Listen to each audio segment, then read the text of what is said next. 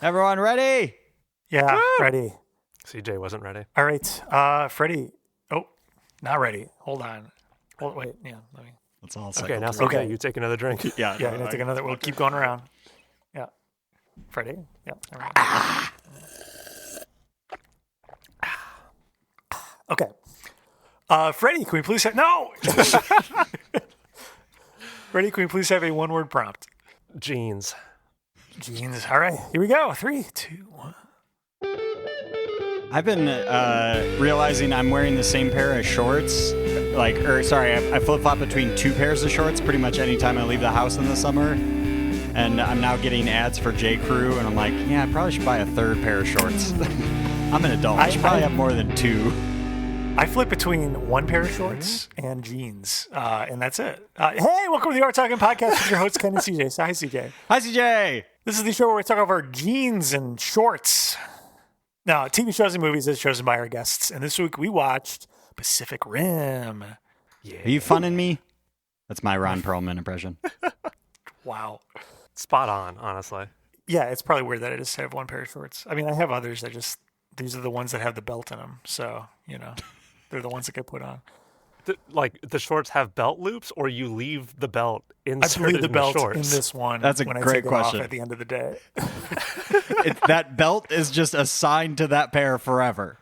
It's the belt I use for all of my pants. So it's a pain to take it off and then transfer it to another pair. Ugh, I mean, I'm with you in that I only use the same belt, but I at least take it off at the end of the day. Nah. Why? When you could just leave it on it and then it's ready to go the next Does day. it fold? How do you well? put the pants away? Yeah. Well, it folds fine. I don't know. Just fold Does on. it? What kind of belts is it? It's like a Flimsy belt. Yeah, it's probably a flimsy belt. It's not. It's definitely not like a leather belt or anything. It's something else. This is great. You got to invest in a leather belt. You buy one and it'll last forever. I've had this belt since I was in the 8th grade. So who's laughing now? You just get one of those reversible ones. It's brown on one side and black on the other side. There you go. It works for every outfit forever. I owned a seatbelt belt for a Ford Mustang that was white and black checkered. That's cool, right? I think Zanny owns that exact belt. I use the past tense. I used to. I don't. I think she still has it. I'm sure Hot Topic sold a bunch of them, so it's okay. Yeah. And hey, that voice you're hearing is our guest, Freddie Powers. Woo, that's me. Hello. Woo, I'm welcome Freddie. Back. Thank you. Glad to be back. I genuinely can't remember how many times I've been on this show, whether it's 1 or 2 times previously. It's got to be at least that. It's been 2 at least. Because my first idea was Infinity Train for this, and then I was like, did I go on this show and do Infinity Train before? I didn't even look up Infinity Train. Just really quickly, what is Infinity Train? It's a series that was a Cartoon Network series. It got picked up by HBO, became an HBO series, and then after they did Cartoon Network did season 1 and 2, HBO did season 3 and 4, and then it was one of the shows that HBO culled in their animation purge, and we're like, oops, that's gone forever now. That's really good. Freddie, this is your 4th time on the show. What did I do the 3rd time? Mortal Kombat. Oh shit, that's right. right. Yeah. Oh, that's so right. That insane movie. I remember having a great time, but I wouldn't call the movie good. I wouldn't say it's good, but it was a fun time. It is grotesque. Yeah. Did I do Infinity Train for the 2nd time? Or did I do Cowboy Bebop? Cowboy Bebop. Okay. Nice. Right. Okay. Good job, me. High five. And then there was one time where maybe a friend of yours called into the show. I don't recall that exactly. I think I remember that happening. Yeah. Oh my God. I can't remember their names, exactly but I remember no details. Yeah. Other than the general idea of that happening. I can't even think of how to search that episode. No, there's no way. It must have been it was an anniversary episode, right? I think that seems correct. Yeah. Anyway, it was because it was both of us calling in, right? Yeah, it was both That's what it you was, and yeah. some other friends of yours and some other folks. It was a ton of callers. We had so many people calling in. Yeah. Yeah, definitely not just two people changing their Definitely voices. me Yeah. and like a lot of other people that I know. Yeah. And then a lot of people that one of my other friends also knew. That all kind of sounded the same. I think they're all from the same part of the Yeah, country. that Regional was dialect, yeah. Yeah. Yeah, I don't know, for sure. something weird like that. That was a fun one. It's actually pretty crazy for you to say that they all sounded the same. Yeah, sorry. Didn't mean to Come on, insult them. Siege. Jesus Christ. I'm not good with accents. I can't place where people are from. Oh, I can't think of a segue. You know who all doesn't sound the same? The Jaegers that they pilot. I don't know. We're gonna talk about Pacific Rim and more coming up on the Overtalking Podcast. We always thought alien life would come from the stars. But it came from deep beneath the Pacific. What the hell is going on? Then we learned this was not gonna stop. In order to fight monsters, we created monsters of our own. We needed a new weapon. The Jaeger program was born.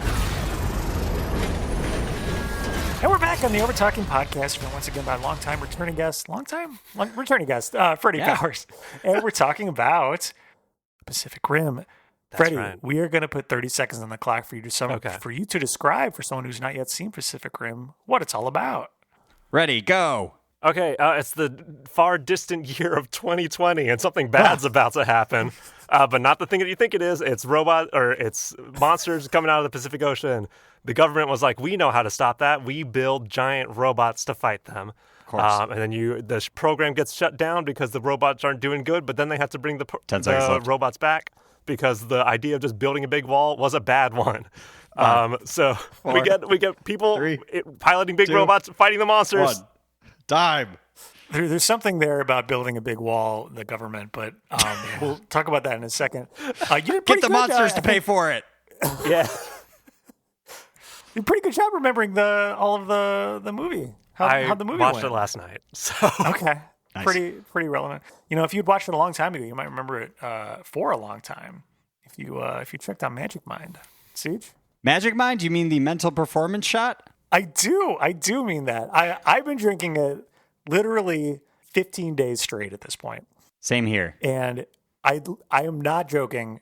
I legitimately feel like way more productive while I've been drinking it. And I usually drink coffee in the morning, and that kind of helps me get up, but it just heightens my anxiety.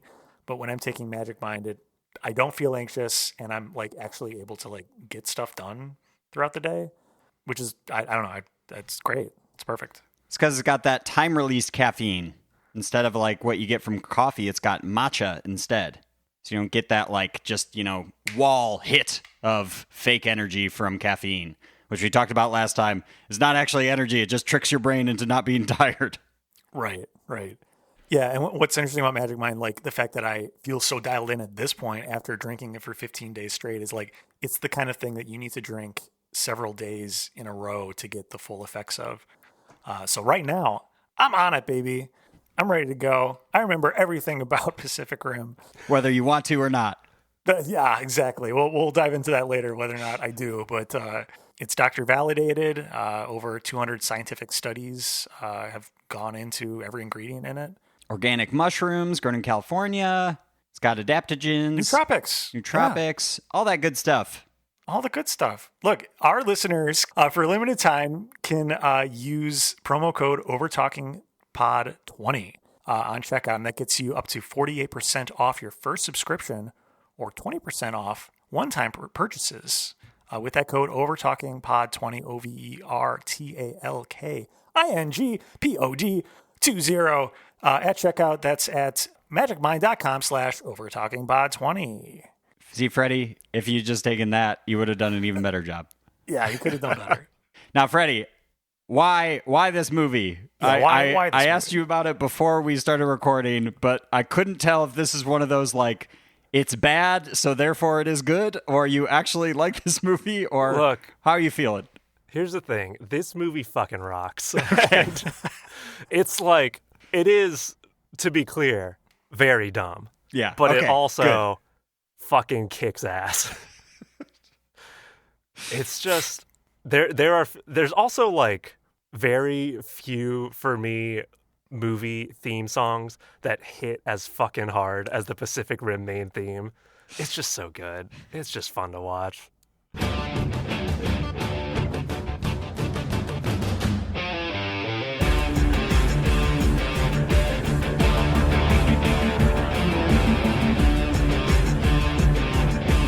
I will say I do love any movie that starts with like, and there we were, just me and my brother taking on the world. Oh, so the brother's gonna die in like 5 minutes? That's that's what you're setting this up for, like immediately. Yeah. One of you's famous and one of you isn't. We can't have both of these guys. Yeah. Yeah, this felt very I was watching it where I couldn't tell if I should like it because it's bad. I was like on the fence of like I can't tell if they're really going for it because it felt like they were really trying to hone in the drama of it all and like it was a big soap opera at a lot of times. Yeah. Had you seen it before, Siege? Maybe we should establish that. I'm assuming, Freddie, you've seen it before, but have you? See, I did not recall anything. Okay. Plex told me I had watched it before. I was like, oh, huh. That's news I saw to me. that on Plex that you had watched it previously, but it was like what, like 4 years ago, 5 years ago? Something like that. But it does feel very much like a movie I would watch. I watch a lot of dumb action movies, so it fits the bill. Turned out I own the Blu-ray of this movie. Me Didn't too. remember that, but apparently Wow. I do. I literally own like 4 things on Blu-ray, and one of them is Pacific Rim, Wow. Nice. as it should be. I do love a movie where you get lines like, hell yeah, triple arm technique. Because hell yeah, triple arm technique. Yes. Okay. I usually play it a little close to the chest how I feel about movies, but I don't want to for this episode because clearly CJ is on the side of not thinking it's a good movie, which is the wrong side because this movie is amazing. What could you not want from robots fighting monsters? And the CGI is actually good. It really does hold up pretty well in terms of visuals. It's wild. Yeah. I do. Hey, listen, I love any movie where immediately we're in the shit. We're in the action. You're giving us what we want. We want to immediately see the robots and the monsters. There is tons of action. They're like well thought out fight scenes that go on for a while. Maybe too long of a movie, some might say. Nope. No? Okay. Just It's me? exactly as long as it needs to be. Okay. It's right. All right.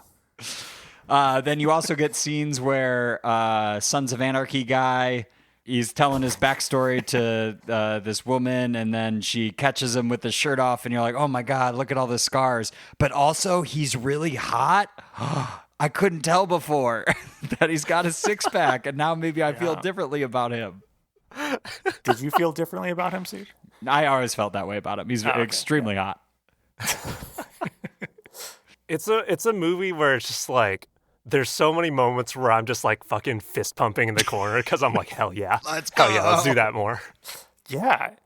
There's a lot going on, too, in this movie. There's different groups of people doing different things, and then they all kind of meet up at the end. But I will say the only part that does take me out of the movie is the fact that Charlie Day is in this movie at all. Is strange to me. I don't know. And also the guy from Broadchurch is his like counterpart, and they're like very different Burn. people. I don't know. That guy's real first name is Burn. Burn. Yeah. The other doctor guy. Pretty badass. Burn Gorman, I think. Ooh, that is a good name. Yeah. I thought he was one of my favorite parts. I loved his character. The scientists are great fun. I liked Charlie Day in it. I get what you mean, but he was great. It also feels like an aggressively Charlie Day role. Yeah. It's like I can't picture anyone else doing that anymore. Okay, that's fair. But he is also still just like, oh shit, Charlie Day's in this? That's still Charlie Day doing Charlie Day Always things. Sunny. I don't. What else have I seen Charlie Day in outside of Always Sunny? Maybe the Mario because- movie. Luigi? Like him playing himself, and also, I could only hear Charlie Day when the Super Mario movie came out too. But I got to look it up. He made this movie where it's a comedy, but he doesn't say a word in it. It's like a silent it's not a silent film because everyone else talks, but he doesn't say a single word, I think, in the entire movie. But it's just jam packed with like all celebrities, but it wasn't that good. I don't remember like. Now, see, if he in that movie, I would probably be more okay with that, with him being in it. Not like, it sounds like I have like a problem with him working or something, but like yeah, his voice specifically is like very distinctive, and that's what always harkens me back to Always Sunny. So I think that would take me less out of it. The movie is called Fool's Paradise, and it currently has an 18% on Rotten Tomatoes. Ooh. Okay. Ooh, that's rough. Yeah. He was in Horrible Bosses. Have you seen those? Oh yeah, he was in Horrible Bosses. Okay. Huh. He does stuff. Okay, He does stuff. He's a working actor. He works. He's out there. He's doing it. Okay, I want to talk about this other sort of side character who I'm going to describe as like the computer guy. The guy who's Tendo. Yeah, Yes. the guy who's at the terminals, who's in every scene just pivoting in a rolly chair back and forth between two stations. You got it. They show have that this guy. like military base that they're in where there's hundreds of people, but he's the only guy that has to roll back and forth between these terminals. He's the only one that knows how to work them. And as far as I can tell, he is very into rockabilly. His entire aesthetic. Oh yeah. He's got the long sideburns, the slick back hair, the bow tie, suspenders. That dude drives a convertible.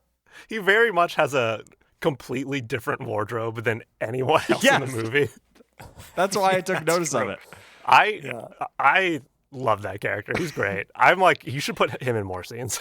Yeah. He just seems nice. I liked him. I want to see him. I want to see him pilot a Jaeger, and him to put the helmet on and just quaff down his giant Elvis hairdo. He has a specific headset. It's kind of like the Zach Braff's hairnet from Scrubs, the helmet that doesn't mess up his hair. There you go. Yeah. But he Good has point. that, but for robot control. They need to make a Spaceballs version of Pacific Rim. I don't know what that would be called, but I think that would be good. I think that is I Pacific think it's Rim. Atlantic Rim. It's like Oh, the second one? Atlantic Rim. No, because I forgot what the name of the company is that always does like silly spoof Asylum rip-offs is of one of them. everything. Yeah. Asylum movies, yeah. But they did do an Atlantic Rim movie. Okay. I gotta look that up. I've never watched it, but I know it exists. That dude Next definitely owns a switchblade comb. You know he's got one of those. 100%. Oh, hell yeah, he does. Yeah. So I give the movie props for all these side characters that I love. I feel like they actually made the movie more enjoyable. I was more invested in like that than the main Sons of Anarchy guy. Did you like Idris Elba's character? Yes, I did. The backstory I totally called, like his relationship with the woman in it that wants to be. It's like, yeah, there's clearly something happened. He saved her. Called that way early on. That's not a big reveal towards the end of the movie when they take so much time to explain that to you. Not enough time. I'm kidding. Yeah. Okay. Ken I'll give wants you a that, 5-hour director's cut of Pacific Rim. Yeah, I did like him. It was funny when he told the guy to never touch him again. Like the scowl he got when he like grabbed his arm. Like number 1, never touch me again. Number 2, never touch me. Yeah, get him. Put him in his place. It's such a good scene. CJ, who's your least favorite character besides Sons of Anarchy guy? Oh, the Australian douchebag. Oh, that's fair. Yeah, but also he's okay. supposed to suck. Yeah, we're supposed to not like him. So Yeah. yeah. Who's your least favorite character, Freddie? I mean, I think it is also Australian Boy because we're supposed to hate him, but that's on purpose. But I also think it's so funny that we have him and his dad's like, hello, I've never hugged my son and I never will. And then we get to the very end where they're about to like split off forever. And his son is like, no, don't hug me. We're men. Yeah. And then he goes off and Australian dude in front of his dad, like accosts Sons of Anarchy guy over lunch. They're like slop. And the dad just sits there and listens to all of it. And then the son like storms off and he's like, I guess I should sort of apologize for that too. He is my son. So it's kind of my fault that he turned out that way. It's like, you could have said something, man. You're just sitting there quiet the entire time. it's like you at any point you can start parenting. Yeah. It's not too late. It's not too late. Like, hey, shut the fuck up. God. He got his ass kicked in the hallway. He got what he deserved. Yeah, that was pretty good. So tell me about the second one. Oh, I haven't seen the second one. I believe officially there is no second one. Okay. But Oh, I see. really haven't seen it. I just know John Boyega's in it, and it's not directed by Guillermo del Toro. Sons of Anarchy is not in it. Sons of Anarchy guy's not in it. Yeah. Is there any carryover or no? Does the robot at least make it over? I think the Mako. Rockabilly guy? No, I don't think the Rockabilly guy's even in it. Yeah. Okay. Oh, Charlie Day's in it. That makes sense. Oh, is he? Okay. And yeah, Mako, who One of the played best parts of the first movie. Yeah. Okay. And Burn's in it. Dr. Gottlieb. Okay, so they got the scientist guys and Mako. Yeah. Okay. I guess really Raleigh's the only other character who like even could make it into the next movie. So Yeah. True. I was confused by the ending, or like how I kind of fell into a trap of like questioning the logic, and then I was like, who cares? Don't do that. It doesn't not matter. in this movie. I am curious though what you were specifically having trouble with, because I think it's airtight. Okay. Got it. Yeah, I probably am wrong. So the plan, there's this like funnel, this tunnel between our world and theirs, and so their plan is to go down the tunnel and blow it up. And Right. and Yeah. Sons of Anarchy goes down there by himself. He sacrifices himself, and he does it. It's successful, but then he also makes it out of the tunnel on one of those like escape pods. So he had to do it like right before it blew up. Yeah. But they also Yeah. say that he had to like manually trigger it. He did. They showed all. They yeah. literally showed all of this. Like, There was he a countdown. Ejected. Yeah. He there was manually a did it. countdown. Okay, there was a Set countdown. a minute countdown and then ejected. Okay. It's so You're straightforward. working out too hard during that point, Siege. You gotta sit down, I was on the couch glue for your this one. eyes to the TV. Okay, all right. Yeah, maybe looking at my phone. I mean they did at least kind of, I think, attempt to make that work. I did have a problem with around that time where they were still like communicating with him Yes. through Yeah. the tunnel. Yeah. Which, based on everything else they had set up to that point, really doesn't seem like that should have been possible. But whatever. The thing similar to that for me is like earlier when they deploy his robot after like Crimson Typhoon and Cherno Alpha go down, after like the EMP goes off and like it fries all of their electrical systems. Mhm. And then they deploy his robot because they're like, oh, it's analog and nuclear, it's fine. Mm-hmm.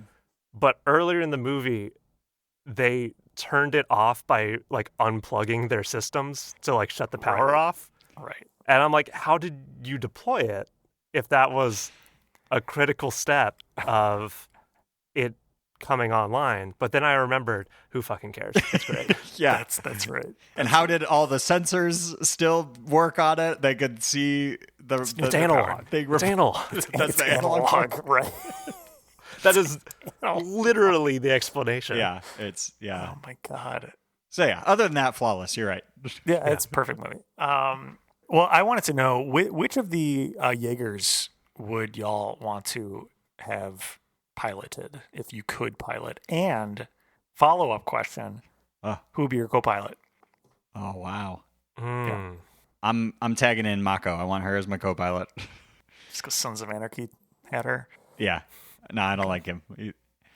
I'd just be like staring at him too much. Be like, man, he's so good looking. I'd just be distracted. I don't think I want you wouldn't buy Mako? Nah. What? I Mako's don't hot. want the Russian one. That was a weird one. Oh. Mm. It was very that one boxy. it's very basic. Yeah. And I didn't understand what the chest was doing. Like it kept kind of like opening. Yeah, I had the same problem with bras when I first started dating. I don't know. I would have gone with the 3-arm one, honestly, because you got the third arm. You got the triple arm 3-arm technique. style. Triple arm Yeah. style. So I would need 2 co-pilots, and I would take Sons of Anarchy and the Russian woman, because I feel like I most identify with her. Got it. Yeah, Freddie? Freddie.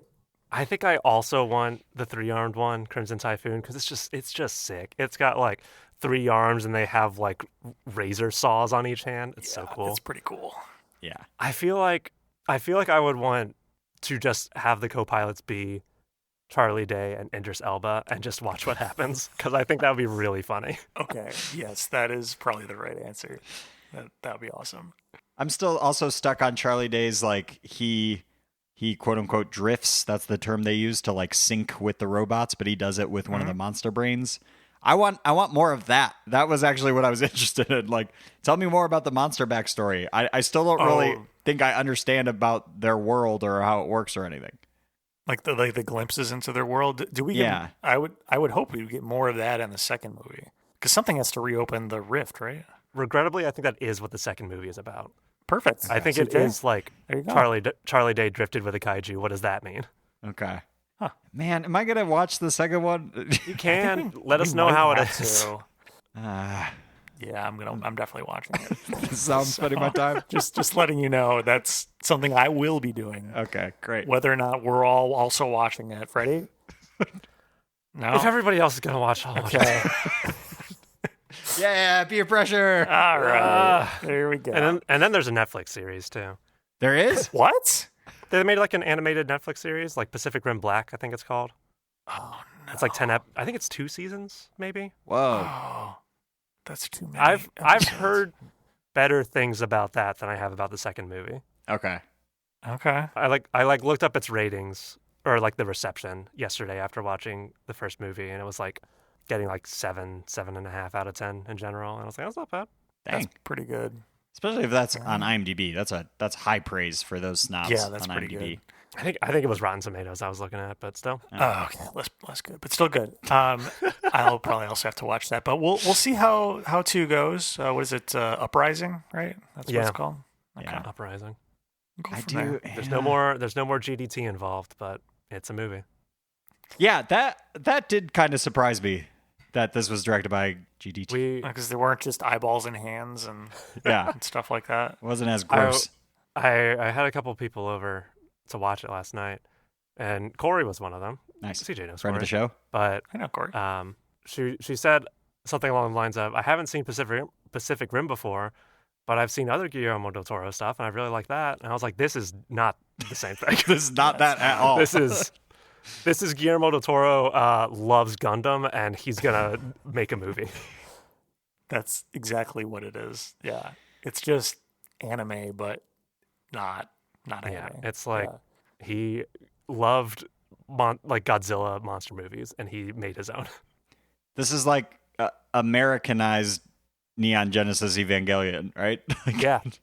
Yeah, there's even the bit where Idris Elba says to Charlie Day, Shinji, get in the robot again. That's right. Drift with the kaiju again. Drift with the kaiju again. We got a father who doesn't appreciate his son. Or that's not quite it, but there's something there. There's overlaps. There's another parallel. Yeah.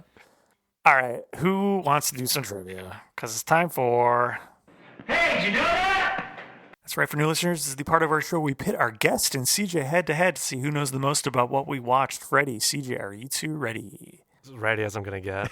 I think I'm going to lose this one, but I'm ready. All right. I don't have a whole lot of questions because I was trying to write this while I was on that call earlier, but here we go. First question. What video... First person to shout out the answer gets the point for most of these. Okay. What video game did the voice actress who voiced the computer appear Portal. in? That's correct. That was so quick. I knew that immediately as I was watching. I was like, I have such a clear memory of like when this movie was coming out, how much people were freaking out, being like, "Oh, that's the GLaDOS voice for the computer." Yeah. Apparently, Guillermo del Toro was a big Portal fan, and he specifically hired her because he was like, of course he is. All right, Freddie gets the first point. Next question. This is just closest. How long in real time does the 1 minute explosion countdown actually take? Oh, man. Probably, I'm going to say like 10 minutes. I think it's a long time. I'm going to say 6 minutes. I feel like it's not, I feel like it feels longer than it is. Okay. I'm going to say 6 minutes. Well, I will say it does feel longer than it is because it is 1 minute. It's actually real time. Really? Yeah. Wow. Good for them.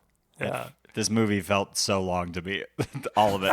Just dragging by the end. Just like, But also, I wanted it to be longer. I will say, the thing that I specifically want to be longer is I feel like the 2 other Jaegers, Crimson Typhoon and Cherno Alpha, jump off of the boat, get immediately wiped. Yeah. And I did want to see them actually get to fight. Yeah, that's true. Yeah, that would have been cool. And also, spend a little more time in the other world. That would have been cool, but Yeah. wasn't going to happen. All right. You got 60 real-time seconds to enjoy that. That's right. Maybe in the second. Freddie is up to 0. How many helicopters would it have taken to lift one single Jaeger robot? Like in real life? In Or real like- life. I think they show them lifting it with Yeah. some number of They helicopters. do. but- I think they show it in the movie with like 6. Yeah. And I remember being like, that doesn't work. No, not at all. In real life? Oh, man. Like 200? I think it's a lot. Okay. I feel like it's got to be a lot. I'll say 250. Oh, okay. Both of you are right around it. It's 224, so CJ technically gets it. Dang. Just barely. I don't know how they figured that out. I don't know. They where must that have came from. This is mentioned just how like- much one of them weighs at some point. I feel Yeah. like they did. Oh, okay. I a long time ago watched like the director's commentary or whatever, like the special features, and there's like a lot of thought put into the Jaeger designs. It's wild because it's like they basically blueprinted out the entire robot, like if it actually worked, and made sure that like vents were in like the proper place and like stuff like that. So it's like Wow. a surprising amount of thought in those designs. Dang. Wow. Well, Freddie's still up 2-1. We're going to see if this is the final question or it's going to tie it up. So it's time for what is the Rotten Tomatoes tomato meter score in percentage, closest without going over. For those who don't know, this is the critic score on Rotten Tomatoes. Freddie, since you're in the lead, you'll go first to give CJ the edge to try to tie it up. Sure. I'm going to say 72%. Okay. That is a great guess. Oh, man. It is because you don't even need to go. That's the right answer. I was going to let it play. I was like, there's no point. Yeah. Freddie wins. It's 72%. So funny. Nailed it. Nailed it. Just for fun, what do you think the Letterboxd score is? So this is just users of Letterboxd. It's out of 5 to 1 decimal point. 4.1. Okay. Ooh. I don't think it got above a 4. I'll say like 3.8. Yeah, I didn't get above 4. 3.4. Okay. Okay. Average. Kind of average. Yeah. Yeah. I don't know. It's hard to. Letterboxd really averages out Yeah. everything. I don't know, unless it's really bad. Anyway, congratulations, Freddie. Haha. I think it's time for our ratings then. You've heard us debating. We know you've been waiting. So now it's time to hear our ratings. Freddie, on a scale of 1 to 10, what would you rate Pacific Rim for you? For me, I think it's like a solid 8. It's exactly what I want it to be. I'm not going to pretend that it's like a masterpiece of cinema, but it's like, But you could. I've got one. I just said something about this earlier today, but I was saying that you can find out a lot about a person by their reaction to the sword button in this movie. How do we all feel about the sword button? It's pretty Awesome. Pretty good. Everything It's- needs it. Oh, I love it. That not just a button, that it's got its own little display to tell you that you have enacted sword. I love that they used all of their weapons, and then she's like, no, we also have the sword. Like, why haven't we been using the sword the whole time? It's a fucking sword, man. Simple. It wasn't cool enough yet. You have okay. to wait until the coolest time to That's bring out the right. sword. When they're basically in outer space. Yeah. Yeah. And also the fact that they share a mind, but Sons of Anarchy Boy does not know what's in the machine. Yeah, that's right. True. I love it. It's peak. It's so good. Anyway, solid 8. All right. Okay. CJ, I feel like you should go next so we don't end on a downer. For me, listen, I watch so many of these types of movies. I am all for like a dumb action movie that's got explosions and monsters and fighting. That's cool. I love hot guys. But this is not a good movie. So I'm gonna give this one. I think it's still fun. It didn't feel boring. I do feel like it felt long to me at times. So I'm gonna say like a 6.3. It's fine. Okay, that's not as bad as I thought you were gonna go. Yeah. Ken. All right. For me, I just looked up my Letterboxd review of this, and I didn't write a lot. I just wrote a visual feast because it is very cool to watch. Like, there's colors and everything looks really good. The fight scene specifically felt a lot like Godzilla vs. Kong took a lot of inspiration from Pacific Rim. Because there's like neon and everything going on. I was also thinking about that with like the fight, like specifically in like downtown. Yes. Hong Kong, I think. Yeah, exactly. Yeah. Yeah. So, hey, if this inspired other movies, it's got to be an 8. Wow. It's got to be an 8. Yep. That's what I put at the time. And so, yeah, 8 is the right answer, I think. Speaking of Godzilla relation to this, one of the other director's commentary things about the kaiju design specifically is they were all designed to with like the thought in mind of how does an actor fit into this monster suit, as like the way that they used to do like old Godzilla movies where it's a guy in a suit. All of the kaiju are created so that they would fit that design scheme because that's where he pulls a lot of inspiration from. Interesting. Wow. I was thinking about that too when they like had the variety of kaiju coming out of the rift. They weren't all really that different, other than like their faces. So that kind of makes sense if they were shaping something around a human anatomy that they would kind of turn out that way. Huh? That's cool. I did love the blue goo they spit out that their insides Blue are made goo's of. pretty fun. That was fun. Yeah, I wanted to explore that a little bit more too because they said that like it was toxic and I don't know. Yeah, it was acid. It was like burning through metal. Oh, I guess we burn did through see a building. that during some fights. Okay. Yeah. We got I think during a fight it happened like once. Or no, it happened twice. It happened once against Cherno Alpha and then it like melts it. And then once in the downtown scene and it just gets dodged. And that's it. Yeah. Yeah. You think they'd be just spraying that everywhere if that was your thing? Yeah. Maybe in the second one. We'll find out. Look, listeners, stay tuned because we got a verbal contract from Freddie that he's coming back for Pacific Rim Uprising. I see the regret in his eyes already, but we have it on tape, and that's legally binding. Maybe anything that you say out loud that gets posted in a podcast is legally binding. That's right. And he said There's no it way too. around it. So there we go. So yeah, stay tuned for that. In the meantime, Freddie, thank you for joining us. Do you have anything you want to plug at the end here?